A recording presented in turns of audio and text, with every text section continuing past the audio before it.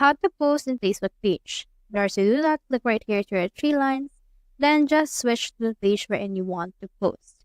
So for this one, I'll head over and post this at Tiara, then this will switch to the profile of that particular page.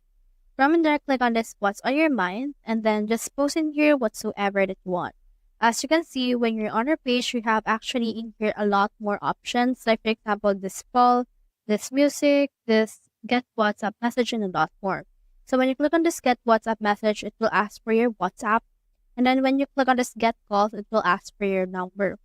Now, for example, for this case, let me head over and then create right here a poll. So for example, I'll put in here a yes and no standard question. Then click on this done.